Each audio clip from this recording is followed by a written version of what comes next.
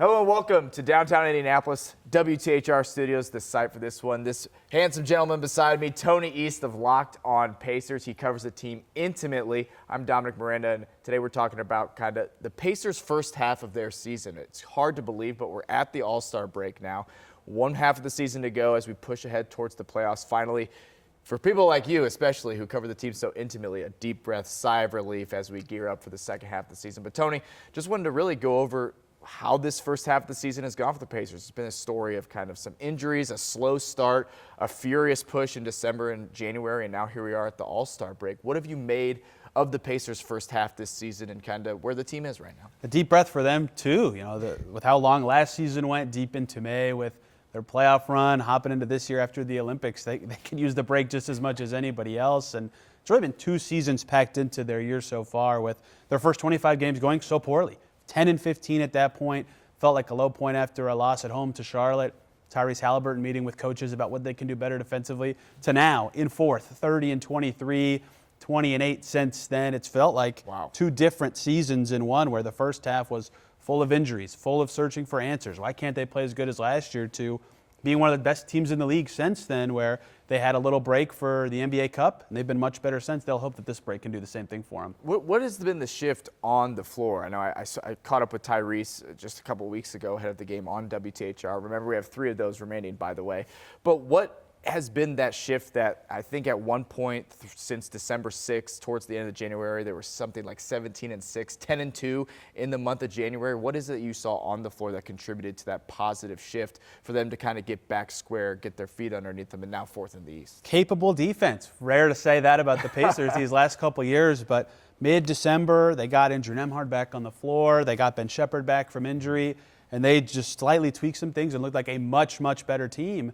On that end, they were holding good teams to low scoring numbers, and they were using that to play their best style, which is getting out in the open floor, running in transition, passing, hitting guys for open shots. And when it all connects for this team, they look great on both ends. And when they finally defended, I think they were a top 10 defense in December, even better in January. They were really tough to beat because their high-level offense was still there. So being able to shift things on that end of the floor really transformed their season, and they've been searching for defensive answers for years. They finally found some, and it's clear how much that helped them, and it's something they'll have to keep chasing. They got a little bit lucky with how poorly opponents shot, but they can certainly keep riding like this. They could have a home court series in the playoffs. Right, and that's the goal. That's what Tyrese Haliburton said. That was kind of the difference between last year's run. And that's a more sustainable style of play and more sustainable to winning as well, so than just relying on outscoring your opponent, as we've seen from this Pacers team in the past.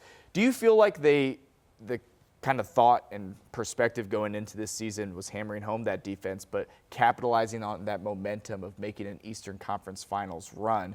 Have you felt that from season to season? It kind of sputtered out the start, but here we are. They're top 4 in the East. A little bit. You know, they had the problem last year, like you said, where when they tried to outscore teams, they didn't have it. They could lose to anybody. Bad teams would beat them routinely last year.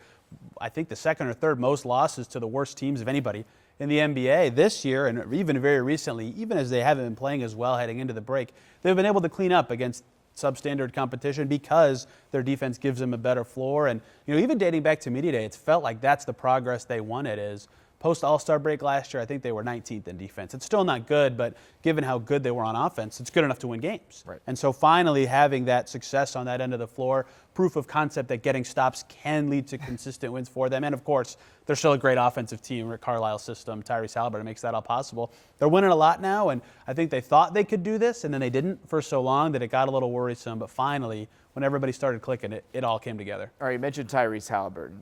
What have you made of his play this season? I know some fans are like, man, it just feels like sometimes he disappears from this offense. And we, of course, saw that. And now, of course, he was battling injury down the stretch last season, primarily in that playoff run for the Indiana Pacers. But that kind of reared its ugly head during that series, and it felt like we've kind of seen that this season as well. What do you make? Is there cause for concern?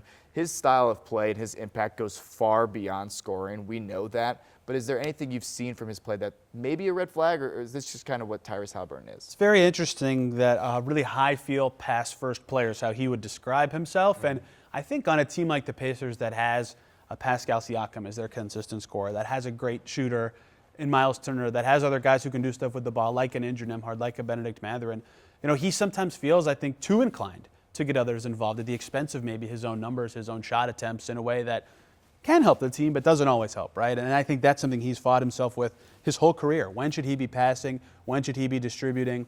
And that kind of feel can come and go in good ways. Early in the season, people were questioning, is he hurt right now during this season? Because it was trending too much the wrong direction. And more recently, it's gone a little bit back to that. He had 3 shot attempts in Portland, his lowest as a Pacer, but has been much better since mid-December in terms of looking like the guy he was last year at times, 2 seasons ago certainly. The 3-pointers are going in.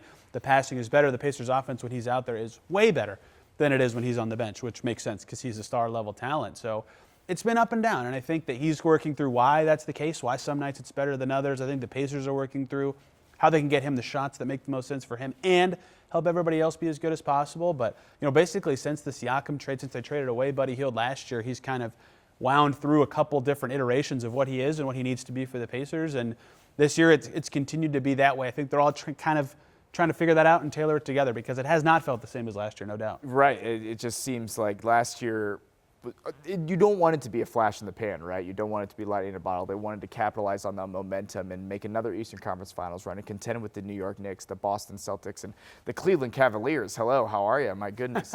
What do you make of their contention percentage, I guess, or percent availability or ability to contend with those teams in the Eastern Conference? The Cleveland Cavaliers have only lost 10 games. The Boston Celtics are the reigning champs.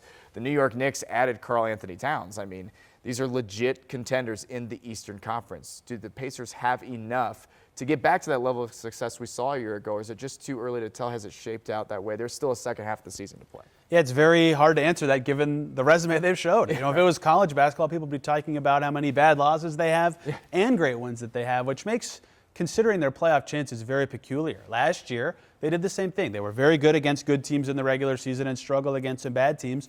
Well, in the postseason, you only play good teams. And so for them, that worked out great. They were good against the Bucks. They found enough answers against the Knicks. They were swept by the Celtics, but Boston has since said that was their hardest series of the playoffs. The Pacers play these teams tough and well. So, yes, they're fourth, and they've deserved that record. It's probably going to be hard for them to move up higher than that in the standings the rest of this season, but they know they can hang with anybody in a series, especially if they have home court advantage, which they didn't have a single time in the postseason last year. So figuring out exactly where they fit in the hierarchy is tough to say because, yeah, it looks like in the regular season they'll finish somewhere between 4 and 6. They'll be in the playoff field for sure.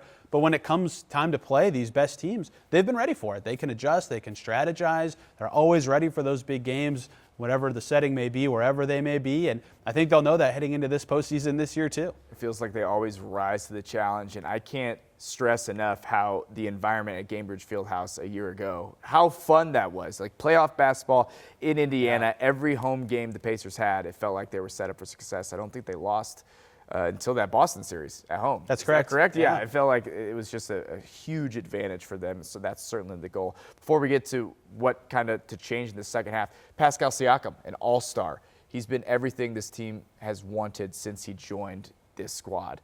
What have you made of his performance? Are him and Tyrese Haliburton the duo that we wanted and expected? He's so consistent. It's remarkable. I mean, very rarely has an off night or a game where you think, where's Pascal Siakam tonight? And that is remarkable to me. I mean, when he was named an all-star, he only had more than 30 points in a game once this whole season, but he was still averaging over 20 because he's always right in that 22 to 28 range. They know what they're going to get from him on the glass, as a passer, as a defender, as a scorer, and that is so important for any head coach. They love consistent players. Yes. That's a guy they know and they can put out there what they're going to provide and how it's going to go. And he's a great leader. He's been a champion before. He's one of the older guys on the team. Everybody respects his voice. I think especially so because last year he kept them up even when they were playing poor in the postseason, and he was right. They started to play better and got through it. So very well respected, very talented, exactly what they need at the 4, and plays very well with Tyrese Haliburton, right? They're very good foils. They have very different strengths on the offensive end that makes it hard to defend the Pacers on a given night, and it's very enjoyable to watch. I think they enjoy playing off of each other. Certainly there's a reason that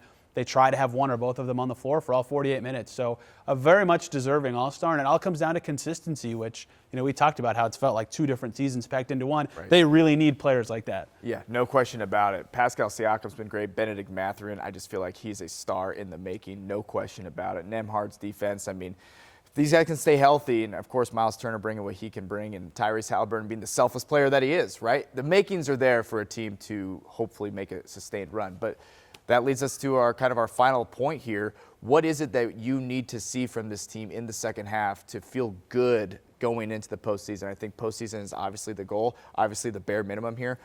Having home court advantage is what this team wants and where they're trending right now, top 4 in the East. But what needs to change, if anything, or just continue for this team in the second half? Yeah, I think Tyrese Haliburton's play will be the biggest story down the stretch. If he can find just a little bit higher of a level or even just a little more consistency, they'd feel great about the direction they're headed, because everyone else seems locked into their role or what they're supposed to be doing, how many minutes they're going to play, and Haliburton's going to play a lot. He's excellent, but it has come up and down this year. If he can show some level of 40% shooting for a full month and great distributing and no nights where he's completely shut down from a shot attempts perspective, that'd feel great for the Pacers to know that what he's going to provide in the playoffs is there, that he can be that player he's been the last couple of years, and he mostly has been, especially the last month and a half, but some more reassurance would be nice, and really figuring out their rotation and who they are. They just changed their starting 5.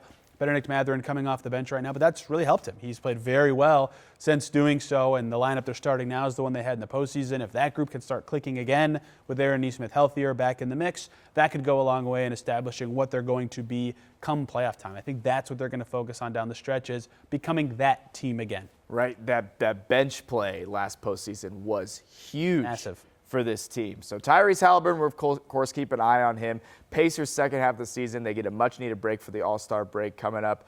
30-23, 4th in the East. They're going to see if they can rise those rankings or at least stay put, get that home court advantage, and we'll see if we can have another fun playoff run here in Indianapolis. All right, that's Tony East. You can watch his content, Locked on Pacers, on WTHR+. That's where this whole entire sit-down will be. You can stream Mr. East's content. I'm sure you will come away very satisfied. He does an awesome, awesome job. So we'll have much more content here on WTHR+, and of course on the air as well. And you can, of course, visit WTHR.com. Dominic Miranda, Tony East. We'll see you next time. Talking Pacers.